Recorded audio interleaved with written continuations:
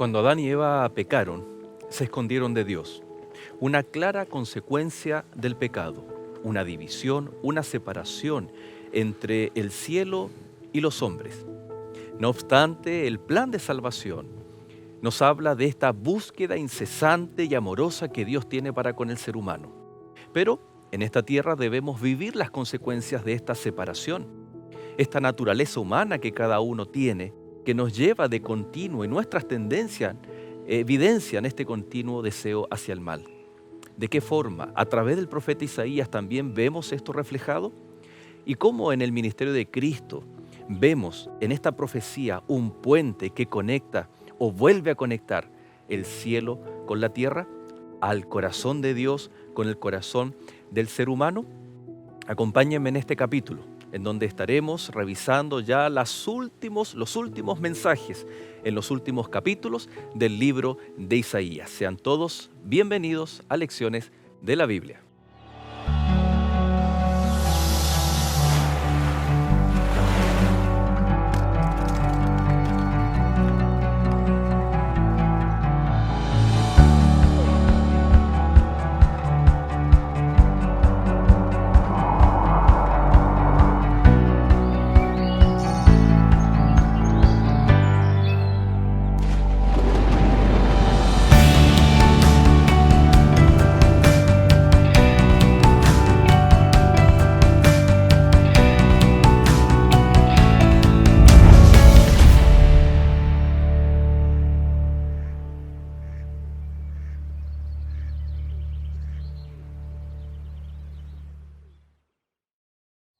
Esta semana, el deseado de todas las gentes.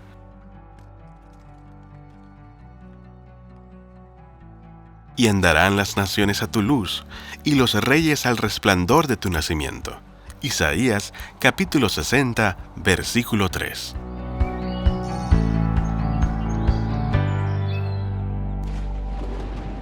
Y ya estamos comenzando nuestro penúltimo programa de esta temporada. Ha sido maravilloso estar estudiando junto a cada uno de ustedes el libro de Isaías, aquellas promesas en formato de profecía, tanto para el pueblo en su época, pero por supuesto en su aplicación profética también para incluso nuestros días, nuestras situaciones personales, individuales, pero también aquellas profecías que tienen que ver con el pueblo de Dios y aquellas que son universales como las que vamos a estar analizando, estudiando, tanto en el capítulo de hoy como en el próximo y último capítulo, pero de esta temporada. Así que sean todos bienvenidos, agradecemos su compañía, agradecemos sus mensajes, sus saludos, contándonos desde dónde ustedes nos están sintonizando y sin duda alguna así nosotros podemos estar más conscientes y darnos aún más cuenta de lo hermoso que es la familia de Dios alrededor de todo el mundo. Así que donde quiera que usted esté, sean todos bienvenidos. Bienvenido también, Pastor Josué, gracias por acompañarnos. Ya queda poquito, ¿no? Queda poco, contento de haber avanzado y estar llegando casi al final de la serie de estos temas tan enriquecedores para nuestra vida espiritual. Así es. Y vamos a estar hablando acerca de... es como el último mensaje. Isaías intenta mostrar las consecuencias del pecado, cómo afectan el relacionamiento entre Dios y el hombre, pero por supuesto siempre mostrando después la solución a través del ministerio de Cristo, el Mesías, y por supuesto también una tremenda aplicación para nosotros hoy. Por lo tanto, te quiero invitar a que podamos orar para que demos inicio a este capítulo, siempre tomado de la mano de Dios. Querido Padre y buen Dios, gracias te damos por la bendición de abrir tu palabra, por haber estudiado o estar concluyendo el estudio del libro de Isaías.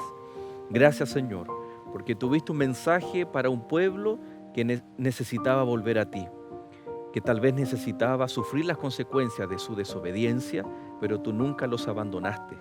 Gracias, Señor, porque el mismo mensaje está presente para nosotros hoy. Ayúdanos a que nuestro corazón sea susceptible a tus mensajes y que podamos tomar decisiones y tener un accionar en nuestra vida que siempre sea conforme a tu voluntad. Amén. Acompáñanos, lo rogamos en el nombre de Jesús. Amén. Amén. Amén. Vamos entonces al capítulo 59. Te invitamos, si tú tienes tu Biblia también, que la puedas tener a mano para tomar algún apunte que sea necesario para estas ideas que podamos compartir en esta hora. El capítulo 59 viene a mostrarnos las consecuencias del pecado, ¿no? Que de muchas maneras Isaías se las dice al pueblo, en su momento al rey, desde, ¿no?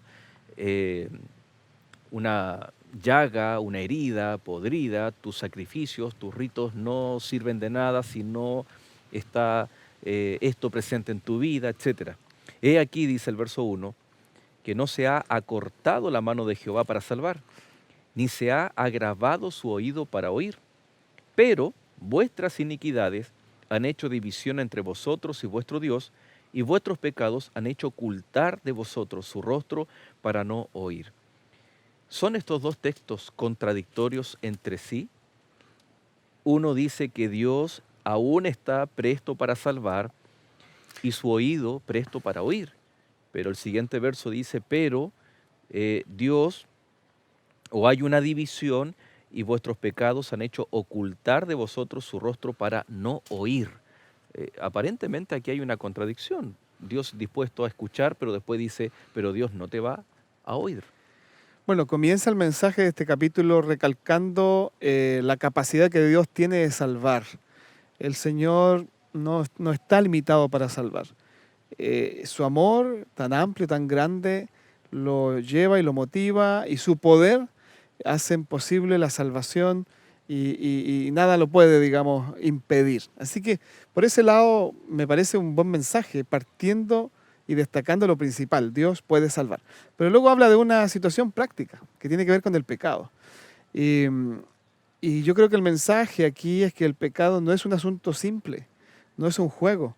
El pecado es grave. El pecado separa de Dios, causa división, aleja a Dios del hombre, y el hombre alejado de Dios no es nada. Está condenado a la perdición, a la aniquilación, está condenado a hacer nada, ¿no? Entonces, aunque se presenta el énfasis de que Dios es capaz de salvar, por otra parte se contrasta con el hecho de la condición a la que nos lleva el pecado. Si nosotros no entendiésemos la gravedad del pecado, nos costaría también entender la grandeza de la salvación. Porque si el pecado fuera algo simple, superficial, solo fuera una cuestión moral, una cuestión de equivocarse o no equivocarse, de llevar una vida recta o no, dentro de un contexto social o cultural, ¿para qué un Salvador como Cristo, digamos? ¿Por qué el Hijo de Dios tuvo que encarnarse, vivir una obediencia perfecta, morir en un sacrificio violento? No tendría mucho sentido si el pecado fuese un asunto simple. Yo creo que por esa razón el Señor no omite ese punto. El pecado es grave, el pecado nos divide, el pecado entorpece al hombre y también puede impedir, en cierto sentido, o limitar a Dios, que no fuerza las conciencias, ¿no? Puede limitar a Dios para salvarte, porque si tú dejas que el pecado se interponga, el acto salvífico de parte de Dios queda limitado, porque el Señor no puede empujar ni forzar a los seres humanos para salvarlos. Si la naturaleza pecaminosa causa esta división entre Dios y el hombre, y el mismo pecado, la tendencia es ir hacia el pecado, ¿cómo opera Dios para revertir esta situación? Porque es completamente antagónico la naturaleza humana, el pecado, las consecuencias de lo que Dios está haciendo, ¿no? Acá se plantea, como tú bien dices, que el Señor, su mano aún está extendida para salvar, pero por otro lado, el pueblo, su tendencia es alejarse. Yo estoy extendiendo mi mano para que la persona que se está ahogando pueda hacer un esfuerzo y acercarse, pero su corriente y su tendencia, tal vez podríamos decir, es cada vez alejarse. La pregunta es, ¿cómo hace Dios para que rescatar al ser humano a través tal vez de influencias, siendo que nuestra tendencia es alejarnos cada vez más? Estaba reflexionando en lo siguiente: en el tiempo de Jesús, los fariseos, bien conocemos, tienen mala fama, ¿no? Los fariseos. esa secta que se creía defensora de la tradición, de la interpretación de la Torá, de la ley, tenía una concepción equivocada de lo que era el pecado. Para ellos el pecado eran malas acciones. Hasta era heredable, ¿no? Claro, pero básicamente el pecado era cometer faltas. Entonces ellos razonaban de la siguiente manera. Si no cometemos faltas, no somos pecadores. Entonces allí el esfuerzo de ellos de llenarse de prácticas, de hábitos supuestamente buenos, para no dejar espacio al pecado. Ujú. ¿Ah? No caminar más de tantos pasos el día de reposo, perdonar 3 veces, ayunar 2 veces a la semana, diezmar hasta de las plantas, que en el fondo eso en sí no es malo, pero el problema era más profundo, y es que ellos no entendían bien el problema del pecado. Y Jesús los confronta, le dice, no, ustedes son sepulcros blanqueados, ¿ya? Ustedes son serpientes, ¿no?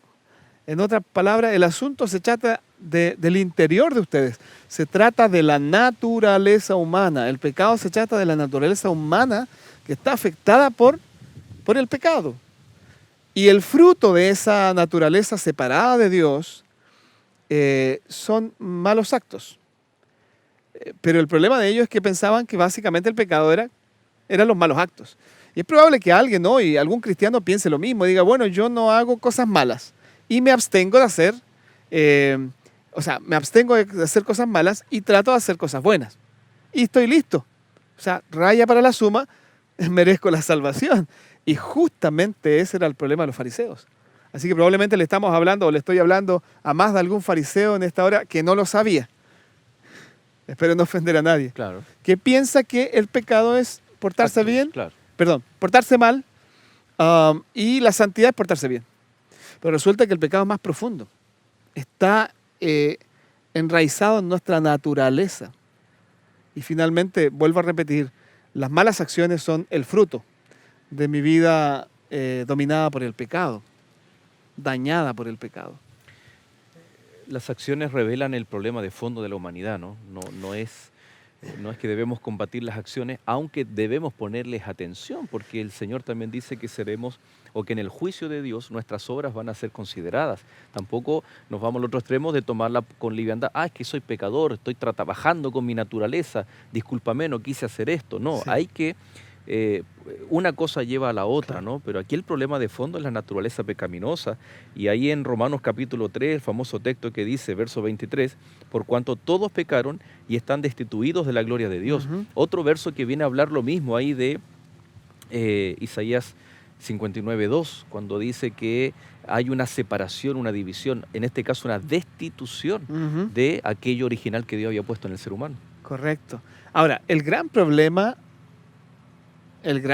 que aprendemos nosotros también, volviendo al ejemplo de los fariseos, es que humanamente, no ante Dios, porque nadie puede engañar a Dios, pero humanamente se puede aparentar. Ese es el problema. Y a eso le llamamos ¿cómo? Hipocresía. El representar algo que no somos. Ese era el problema de los fariseos. Es decir, en el fondo, ellos seguían siendo pecadores, egoístas, violentos, y todas las características de cualquier pecador. Solo que ellos cubrían, supuestamente, eso con una apariencia de piedad. Somos buenos, oramos, practicamos distintos ritos, cumplimos estrictamente la ley, pero sus corazones seguían siendo corazones de pecadores. Entonces, ese es el problema. Los cristianos de hoy, y cualquiera de nosotros podría caer en el autoengaño de los fariseos de finalmente creerse bueno y aparentar que eres bueno. Y aunque no puedes engañar a Dios, sí puedes engañar a otros. Y ese es un problema, porque en el fondo podrías acostumbrarte a esa forma de vida y perder la eternidad. Correcto. Fíjate que vamos a ir haciendo ahí las conexiones, ¿no? Cómo el Señor soluciona o presenta la solución al ser humano. Dice, siendo justificados gratuitamente por su gracia, mediante la redención que es en Cristo Jesús. El mismo concepto que Pablo está trabajando aquí en el capítulo 3, verso 24 de Romanos. ¿Te acuerdas que lo vimos la semana pasada? Sí. lo que el Señor ofrece es gratuito y acá se le llama la redención que es en Cristo Jesús. Ujú. Cuando volvemos a Isaías 59, verso 2, dice, vuestras iniquidades. Ahí está el problema también. Y en el verso 20 dice, y vendrá el Redentor a Sión, y a los que se volvieren de la iniquidad en Jacob, dice Jehová, y este será mi pacto con ellos. Ahí viene toda la restauración. Interesante que aquí tenemos entonces la naturaleza pecaminosa que se le llama iniquidad, rebelión, estar contra, pero hay una solución. Dios podría haber dicho, bueno, este es su destino, ustedes eligieron, yo les advertí, etcétera, pero aún así el Señor se compromete e involucra con la redención, y ahí tenemos este acto maravilloso que es el rescate. Pero aún así, después de todo esto, todo depende también de la decisión del ser humano. Y yo creo que Isaías, por eso hasta el último capítulo, y de muchas maneras, lo dice una y otra vez. Lo presenta con diversas ilustraciones, de muchas maneras, pero en el fondo la decisión es del pueblo, es del ser humano. Ahora, no hay que olvidar que el Señor agotó todos los medios, todos los recursos posibles e imposibles para llamar la atención del pueblo, de sus hijos, de la humanidad, respecto a la gravedad del pecado y la necesidad de salvación que solo Él podía ofrecer. Imagínate tú, los servicios del templo en Jerusalén o en el desierto o donde, en cualquier momento de la historia del pueblo. Cada vez que un pecador se ponía a cuentas con Dios, debía llevar una ofrenda, ¿cierto? Poner sus manos sobre ese animal, que podía ser un cordero u otro animal, y simbólicamente traspasar sus pecados, sus culpas a ese animal, a esa ofrenda. Y luego entonces debía degollar ese animal. Y los sacerdotes asistían al adorador arrepentido en ese proceso. Pero nota tú que es impactante. O sea, yo nunca he matado un animal conscientemente, yo no sé. Quizá alguna vez atropellé un animalito en la carretera, estaba tratando de recordar. Pero son cosas que uno no busca, ¿no? Claro. Pero tener que matar al animal, derramar su sangre, verlo desvanecerse por culpa mía, porque yo he pecado. Y el pecado es tan grave que el pecado se cobra una víctima, la vida de un animal, que representaba finalmente a Cristo mismo. Entonces, ¿cómo el pecado había de alguna manera insensibilizado la conciencia moral de los israelitas de que esa figura tan potente, Joel, ya no tenía sentido? Esos sacrificios, esos ritos que eran hasta cierto punto para nosotros crudos, violentos, pero era una forma de mantener despierto y lúcido al ser humano. En realidad el pecado es terrible, el pecado es mortal.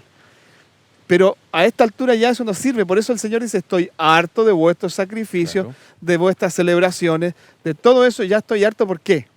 Porque había perdido completamente su sentido para los israelitas. Y el pecado justamente causa eso. Así es. Una insensibilidad. El verso 12 dice, porque nuestras rebeliones se han multiplicado delante de ti. Y la parte final, y conocemos nuestros pecados. Interesante. Vamos a ver también cuál es la actitud del pueblo. De alguna forma el pueblo conocía, Dios les mostraba el camino correcto, la voluntad divina para contrastar con los actos y la propia naturaleza del pueblo de Dios. Pero vemos que aún así, ya lo estábamos adelantando, el Señor tenía redención, el Señor mostraba la oportunidad y ante la realidad también que por causa de nuestras inequidades muchas veces el oído o la ayuda divina no está disponible. No porque Dios no lo quiera, es porque nosotros también, nuestros pecados, así hacen y causan este efecto en nuestra vida. Vamos a hacer un alto, queridos. Ya regresamos entonces con esta temática del libro de Isaías.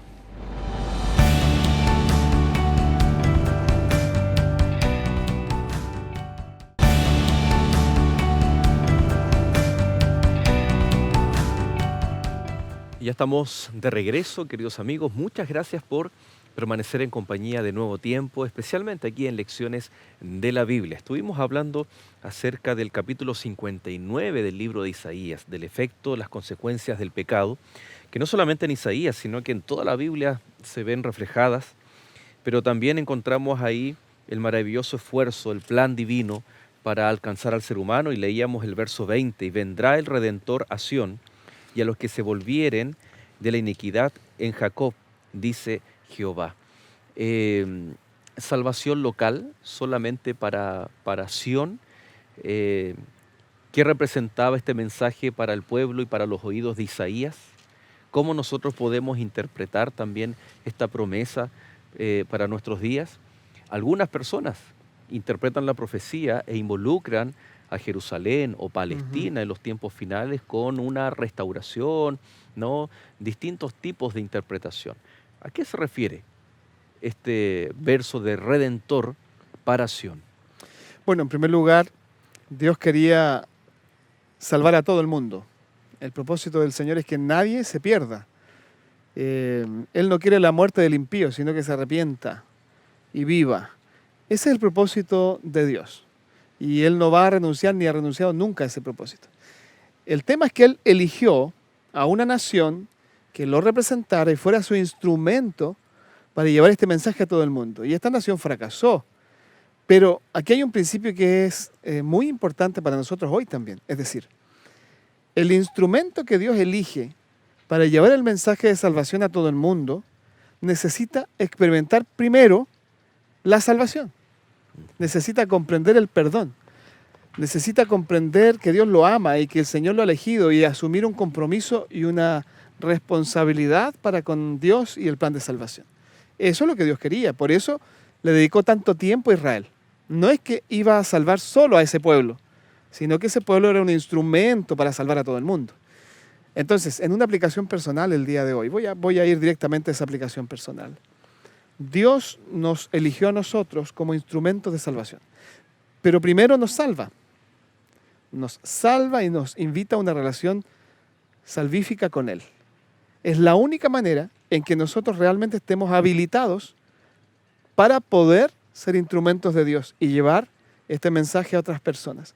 Pero si nosotros no hemos tenido esa experiencia, o si nuestra experiencia es incompleta, si nuestra experiencia es vacía, o si nos hemos quedado casi sin nada y solo con las formas, ya no estamos calificados para ser instrumentos de salvación, para ser portadores de esta luz y de este mensaje. Yo creo que ahí estaba el problema, ¿no? Es decir, aunque el Señor quería salvar a todos, Israel no estaba viviendo esa experiencia de salvación, se habían apartado. El mismo Dios en Apocalipsis, cuando habla, por ejemplo, de la nueva Jerusalén, está hablando de la ciudad en donde morarán todos los salvos. No solamente habla de una ciudad geográfica o físicamente ubicada en ciertas latitudes de nuestro planeta. Lo mismo ocurre con el monte de Sión. Se dice ahí, los redimidos están en el monte, aplicando la misma Biblia a una salvación universal, no solo exclusiva, como tú bien mencionabas, a este instrumento de salvación, y no exclusivismo de Dios para con una nación. A tal punto que en el capítulo 60 es interesante. Primero se le muestra el diagnóstico, la enfermedad, el problema del pecado, las iniquidades. Tus manos, decía el verso 3, están contaminadas de sangre. La restauración a través de la redención que hay en Cristo Jesús, o la restauración que también había para el pueblo, y luego viene inmediatamente el cumplimiento de la misión. Y acá el verso 1 del capítulo 60 dice: levántate, resplandece, porque ha venido tu luz, y la gloria de Jehová ha nacido sobre ti, porque he aquí que tinieblas cubrirán la tierra y oscuridad las naciones. Mas sobre ti amanecerá Jehová, y sobre ti será vista su gloria. Aquí vemos misión, propósito, ¿no? De resplandecer algo, de reflejar algo que viene de afuera. En este caso es Dios, es Cristo. Él es el sol de justicia, y su pueblo, su nación, tenía que ser el reflejo para que otros también puedan ser iluminados. Correcto. Yo estaba recordando, creo que lo he mencionado en otra ocasión, pero creo que es una buena figura también. Génesis capítulo 1, ¿no? Los primeros versículos dicen cómo estaba este mundo antes que Dios interviniera. Este mundo estaba desordenado, vacío, y también estaba en oscuridad. Hasta que Dios apareció y dijo, hágase la luz, y ordenó todos los elementos, puso las cosas en su lugar, creó un ecosistema, creó un jardín maravilloso, una casa hermosa para los primeros seres humanos, y luego entonces puso allí a Adán y Eva en un lugar que no podía ser mejor. De igual forma, describe aquí el capítulo 60 que el mundo está en tinieblas, en oscuridad están las naciones, pero que Jehová resplandecerá sobre su pueblo. Y entonces este pueblo andará en la luz y llevará esa luz a las naciones. Las naciones están en oscuridad, pero Dios quería manifestar su presencia, manifestar su poder y su capacidad salvadora por medio de su pueblo. Qué tremendo privilegio, ¿no? Pero también una inmensa responsabilidad. Muchas veces nosotros mencionamos, ¿no?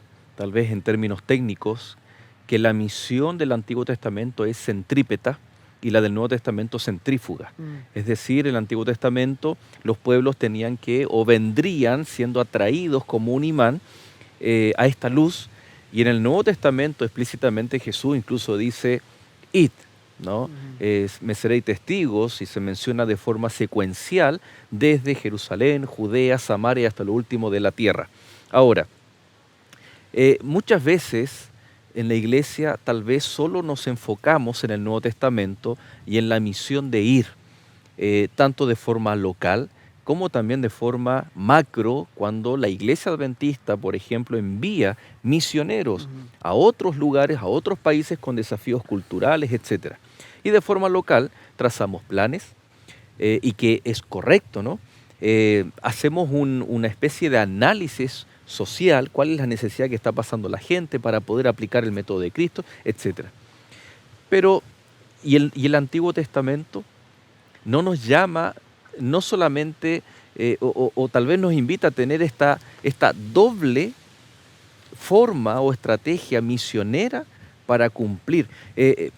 ¿Sabes qué? Ya pronto vamos a estar en tal vez el próximo bloque y el próximo capítulo, aplicando al presente y al futuro ciertas cosas que fueron escritas antes.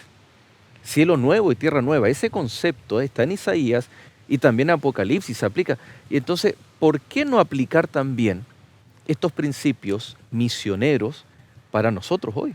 Que es ser una luz para que otros sean atraídos. Correcto. Es decir, la misión se mantiene intacta, no cambia la misión, solo cambia la estrategia, pero tampoco se elimina completamente la estrategia que se estaba usando, solo que hay un énfasis nuevo, ¿ya? Y este énfasis es ir, donde está la gente, pero sin duda que también permanece esa otra estrategia, que ahora ya no es la dominante, pero que también es importante decir que la gente que llegue a mí, allí donde estoy, en mi hogar, en mi vecindario, en mi lugar de trabajo, la gente que venga a mí se vaya con algo. Es decir, yo pueda testificarle del amor de Dios, de su poder salvador. Esa gente que llega a mí, porque siempre va a llegar gente a nosotros, ya sea por la labor que hacemos, nuestros trabajos, nuestra profesión. Así que no esperemos solo ir. Ir es el énfasis de este tiempo, porque queda poco tiempo y hay que ir donde está la gente. Pero también debemos prepararnos para testificar en el lugar donde estamos. Hay un cántico antiguo, un cántico, digamos, que yo escuchaba cuando era niño. Decía, brilla en el sitio donde estés. Y yo creo que allí está reflejada un poco esa estrategia también, que no quedó completamente anulada. Sabes que los profetas también hablan y mencionan, estoy pensando en Zacarías, dice que 10 varones gentiles de otros lados tomarán de sus ropas a judíos y les dirán, llévennos, muéstrennos, porque Dios está con ustedes. Otro texto de Isaías que dice, he aquí yo pongo una carretera o un camino, en donde se junta el del norte, el del sur, el egipcio, el sirio, el asirio.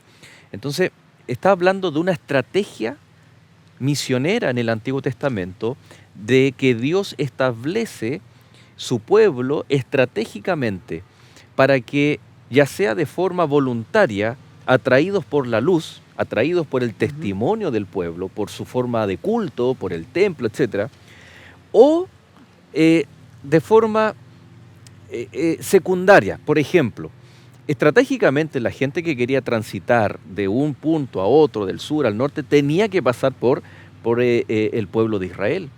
Entonces, de hecho, hasta el día de hoy es una zona muy discutida geográficamente, ¿no? Y ha traído conflictos bélicos, políticos, etc. Entonces, la pregunta es, ¿nuestra universidad, nuestros colegios, están estratégicamente en diferentes ciudades, en diferentes lugares, y pasa gente, viene? Ujú. O sea, de pronto estamos solo con una visión de ir y salir, pero no damos cuenta que hay muchas personas que están viniendo, es más, hasta en las iglesias. Correcto. Porque en las iglesias también últimamente estamos a través del ministerio o el área de misión global, plantando, formando, construyendo estos centros de influencia en donde las personas que pasan por la vereda y ven que tal vez se está dictando un curso de idiomas, de música, de cocina saludable, de cuidado del cuerpo, etcétera, de acuerdo a nuestros principios, ¿sabes qué? Es increíble cómo las personas son atraídas y vienen y a través de eso conocen también la palabra de Dios. Ujú. Entonces, podemos ver que la iglesia hoy en día puede perfectamente tomar los principios y los mandatos del Antiguo Testamento para el cumplimiento de la misión y también, por supuesto, los que siempre han estado ahí en nuestras estrategias misioneras, tomados del Nuevo Testamento, del IT. O sea, podemos ser un imán, pero también hay que ir a pescar, como dijo Jesús, ¿no? Correcto, yo creo que hay que atender ambos aspectos y ahí completamos una estrategia mucho más efectiva.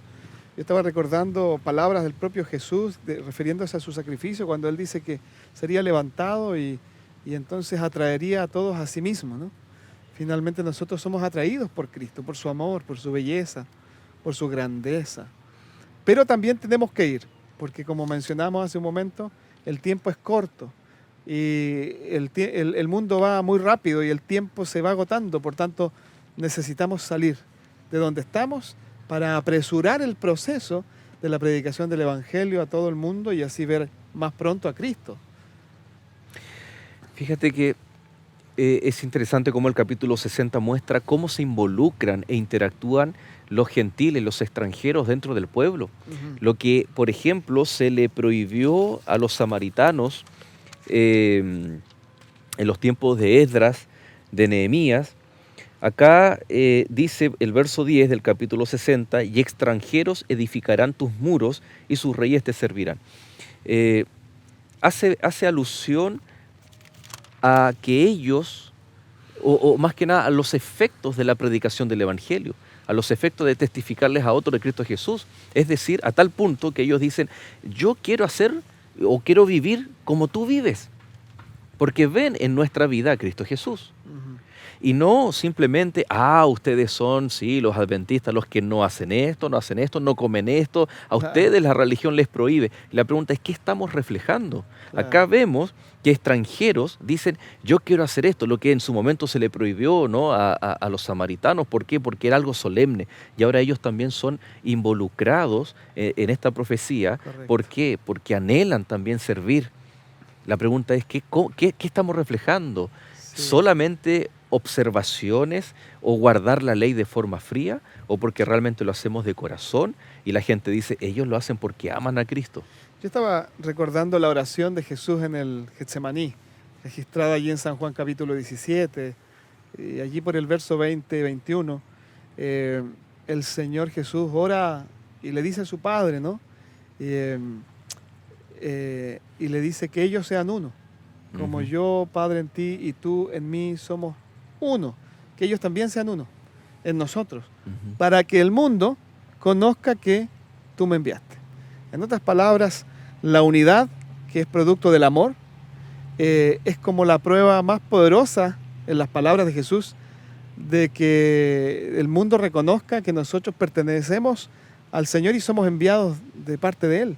Que el mundo reconozca que Cristo realmente vino, que vive en nosotros, en nuestro corazón, que nos amamos, que estamos unidos, que tenemos una vida distinta, regida por otros principios, una calidad de vida, no en los términos humanos, sino que en los términos, digamos, más amplios, que incluye lo espiritual, y que el mundo se sienta atraído hacia eso.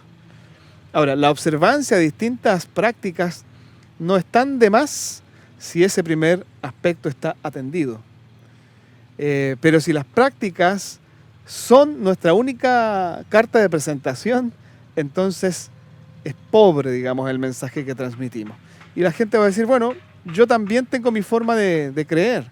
Estaba en una clase de escuela sabática años atrás, en un cierto lugar. Y allí había una persona tomando la lección de la escuela sabática, el repaso de la lección. Y esta persona, este maestro, dice algo que me impactó por algún momento. Él dice, bueno, yo soy adventista, me gusta ser adventista y todo el mensaje, lo acepto de corazón, pero nosotros no tenemos algo mejor que los demás. ¿Ok? Y lo sigo escuchando con atención. Inclusive dice de las otras religiones, budistas, islámicos, tienen lo suyo y tienen su camino hacia, digamos, la vida eterna, qué sé yo. Así que no digamos que tenemos algo mejor que los demás. Yo me quedé espantado, ¿no? Que un maestro en la escuela sabática dijera eso, porque si no es así, entonces ¿para qué estamos acá? ¿Es Cristo superior? La salvación de la cual nos habla la palabra de Dios es la misma salvación que ofrecen la pluralidad de los dioses en la India. ¿Es lo mismo? ¿O es igual? Claro. Yo creo que no. Yo creo que Cristo nos presenta el mensaje verdadero y como Él mismo dijo, yo soy el camino, la verdad y la vida, no hay otro camino.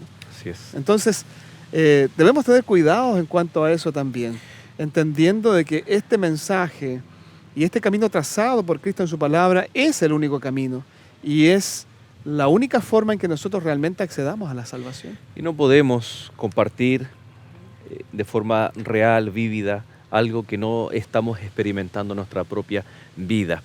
Por eso, al cumplir la misión, debemos testificar, debemos irradiar o reflejar aquello que debe estar en nuestro corazón, en nuestra vida, que es Cristo Jesús. Y el resto, guardar sus mandamientos, nuestro estilo de vida, está sometido y dirigido por la presencia de Dios en nuestro corazón, en nuestra vida.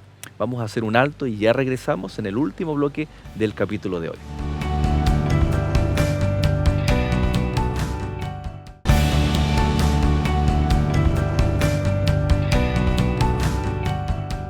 Hola, ¿conoces las profecías anunciadas por el Creador para ciertos tiempos específicos de la historia? ¿Has escuchado acerca de las visiones y sueños del profeta Daniel? En la Biblia existen muchas señales que dejó el Señor para ser revelada a quienes busquen la verdad, el camino y la vida. Ven a conocer a Jesús mediante las profecías. Solicítanos esta revista de estudio Biblia Fácil Daniel. Aquí encontrarás estas y muchas más respuestas a algunas de las grandes preguntas proféticas. Pídelas a los números que aparecen en pantalla o a nuestro correo electrónico. Sigue en Nuevo Tiempo, Canal de Esperanza.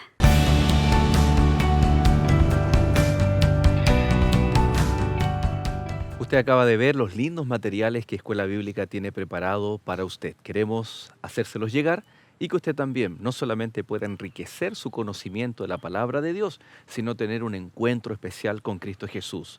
Temáticas desde familia, Daniel, Apocalipsis, las verdades de Cristo para nosotros, especialmente en el tiempo final, son algunas de las temáticas, de los materiales que usted puede acceder a través de la llamada telefónica, un correo electrónico, un mensaje a Nuevo Tiempo en el país donde usted se encuentre para poder también compartirlo con otras personas, si usted lo desea también pedir o solicitar en formato digital.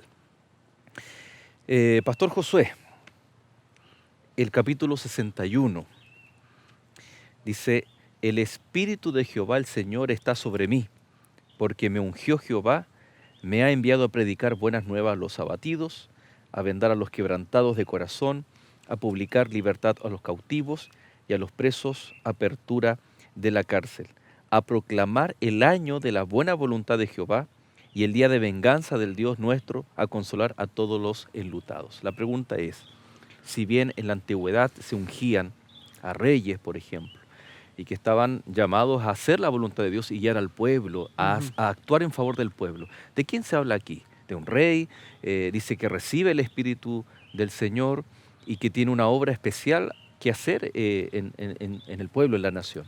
Está hablando justamente del siervo, que ya hemos estudiado en los capítulos desde el 42 hasta el 55 prácticamente, 53, 55. Y hay una aplicación directa que hace Jesús.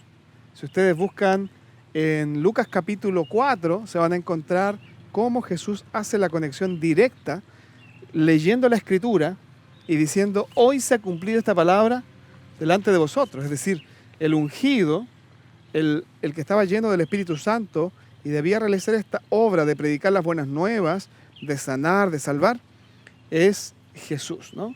Es el siervo que está aquí en Isaías. Él lee precisamente a partir del verso 18 exactamente lo mismo, o al menos hasta que dice a predicar el año agradable del Señor. Sí. Ya después vamos a ir a comentar que omite una frase, ¿no? Que es el día de la venganza.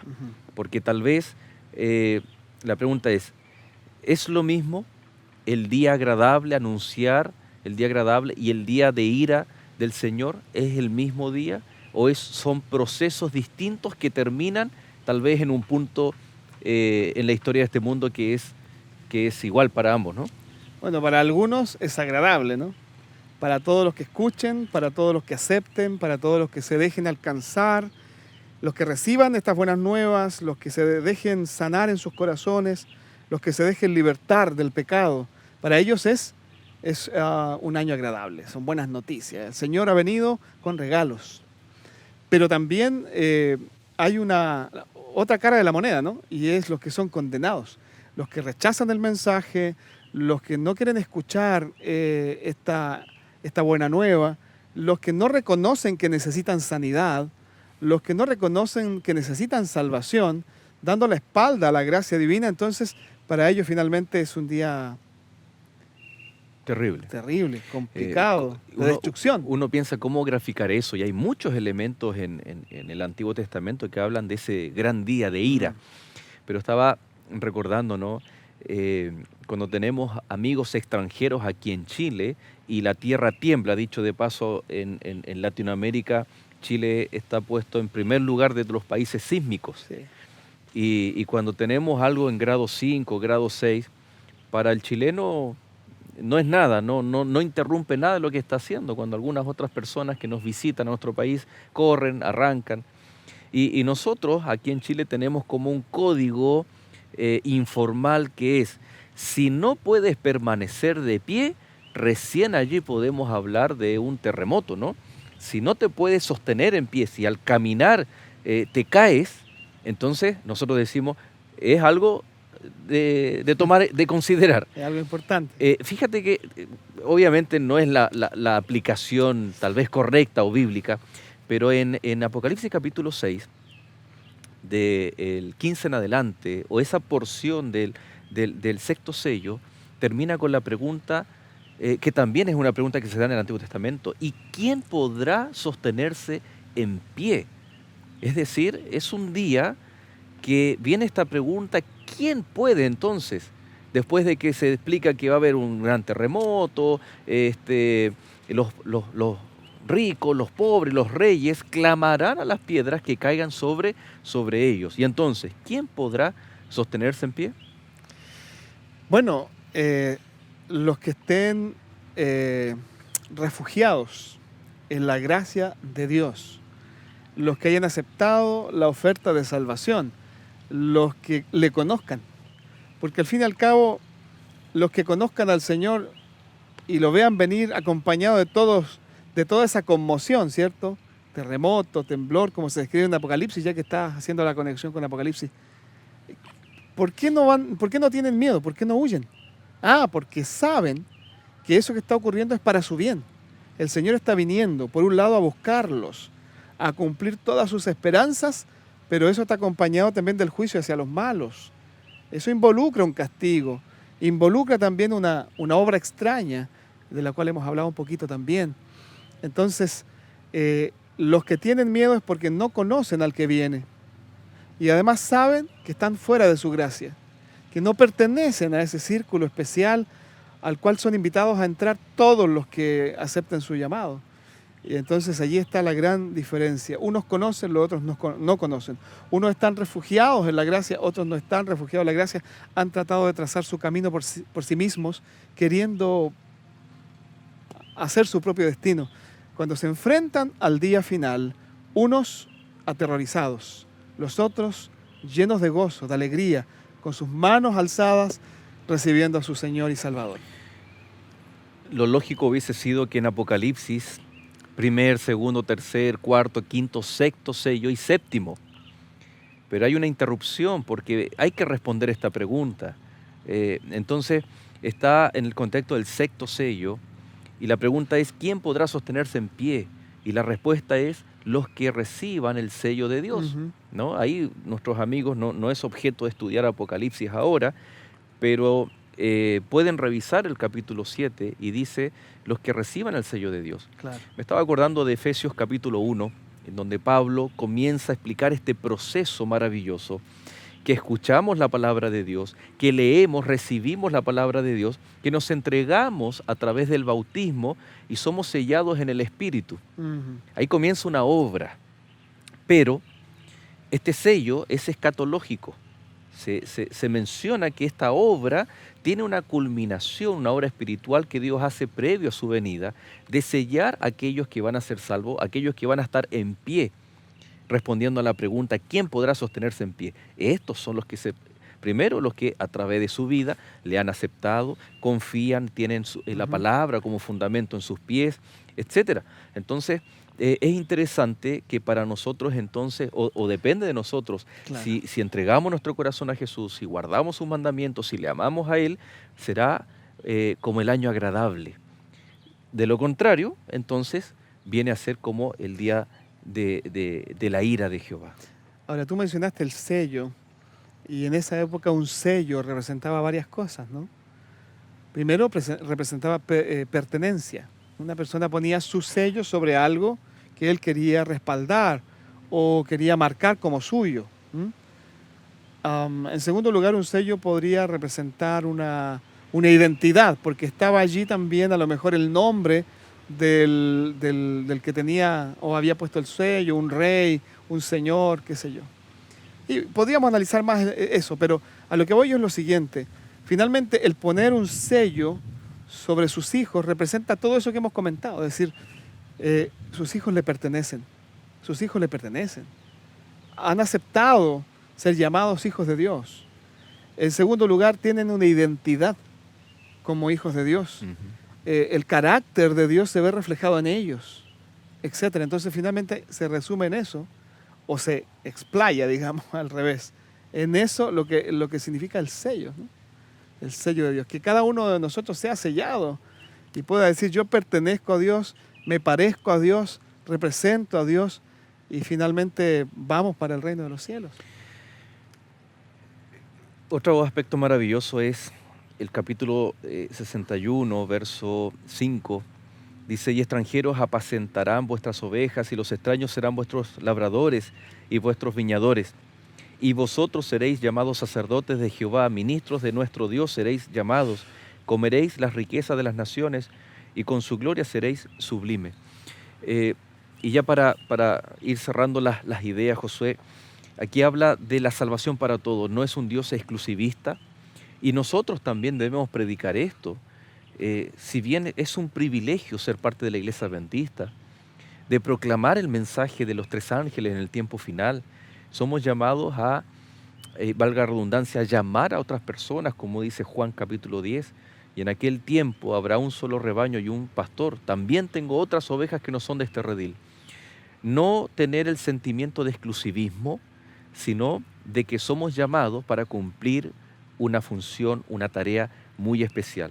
Porque el Señor tiene pueblo y le llama que también son sacerdotes, que también son parte. Ya imagínate con ese lenguaje en el Antiguo Testamento, y que Pedro viene a ratificar en que ahora nosotros somos ese real sacerdocio, pero no para sentirnos exclusivos, pasivos, sino para decir, tenemos tremendo privilegio y responsabilidad, no cometamos los mismos errores que cometió Israel, y ahora nosotros seamos ese instrumento fiel, el pueblo remanente del Señor en el tiempo final. Nosotros debemos comprender de que estamos en este mundo con un propósito a nivel individual y colectivo como pueblo, como iglesia. Y ese propósito es proclamar, anunciar las virtudes de aquel que nos llamó de las tinieblas a su luz. Si nos quedamos callados y nos ministramos a nosotros mismos, y a lo mejor disfrutamos la iglesia, la vida de la iglesia, la amistad entre nosotros, que está muy bien en un principio, pero olvidamos que existimos para ser lumbreras en el mundo y que nuestro cometido es ir más allá de nosotros para llevar el evangelio al perdido, al necesitado. Entonces vamos a estar cayendo en el mismo problema del pueblo de Israel. Problema que llevó al pueblo prácticamente al rechazo de parte de Dios. El pueblo finalmente como nación ya no fue el instrumento del Señor. Aunque todos, independientes de su nacionalidad, hoy pueden aspirar a la salvación, ya esa nación no es una nación particular o especial elegida por Dios. Entonces, yo creo que, al igual que Jesús dijo, ¿no?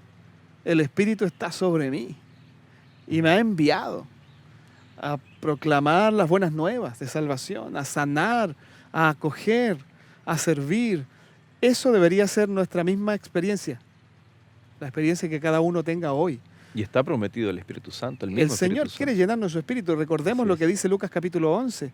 Dice que si nosotros, siendo malos, somos capaces de dar buenas cosas a nuestros hijos, lo mejor que podemos, ¿cuánto más nuestro Padre Celestial no está dispuesto a darnos el Espíritu Santo? Ujú. En otras palabras, podemos ser llenos del Espíritu Santo y hacer la obra de Cristo. Qué privilegio, qué maravilla, ¿no? Josué, tenemos por un lado, y para hacer el llamado a nuestros amigos, un día maravilloso de salvación, el día agradable del Señor, pero por otro lado tenemos el día de la ira, el día terrible. No por miedo, no por temor, ese no es el argumento. El argumento es porque Dios nos ama y porque nos ha brindado todo para que le aceptemos y podamos acceder a su salvación por medio de la fe. Yo creo que ahí está también la invitación que Dios tiene para nuestros amigos en esta hora. Queridos amigos que han seguido el capítulo de hoy, quiero afirmar o reafirmar lo siguiente. El Señor ha hecho todo por nosotros. Nos queda simplemente aceptar su salvación, entregarnos en sus brazos de amor, permitir que Él cambie en nosotros todo lo que tenga que ser cambiado desde nuestra mente hasta nuestros hábitos y que Él pueda encauzarnos hacia su propósito santo, que es usarnos a cada uno de nosotros como instrumentos de salvación. Déjate usar por el Señor. Deja que Él deposite su Santo Espíritu en ti y así tú estés lleno de Él para poder hacer esta obra de llevar buenas nuevas a este mundo que perece, a este mundo que está en oscuridad, y así puedas llevar sanidad, salvación a todas las personas que necesitan. Vamos a orar pidiendo que el Señor cumpla ese propósito, así como lo hizo en Cristo, también lo cumpla en nosotros. Amoroso Padre que estás en los cielos, una vez más, Señor, nos dirigimos a ti, confiados en que tú nos escuchas, que tú nos aceptas. Te agradecemos porque tú has hecho todo por nosotros. Alabamos tu nombre por la gran obra que has hecho, que haces y que aún harás. Queremos entregarte nuestra vida para que tú nos uses, Señor, como instrumentos de salvación, para que tú nos llenes de tu Espíritu y nos habilites para ser portadores de buenas noticias, para llevar sanidad y salvación a las personas. Pedimos todo esto y lo agradecemos en el nombre de Jesús. Amén. Amén. Muchas gracias, Josué, por habernos acompañado en este capítulo y por supuesto a cada uno de ustedes, queridos amigos, que Dios les bendiga. Y por supuesto, la invitación está para que nos reencontremos en el próximo capítulo, el último de esta temporada, en Lecciones de la Biblia, y usted permanezca en la compañía de Nuevo Tiempo, el canal de Esperanza.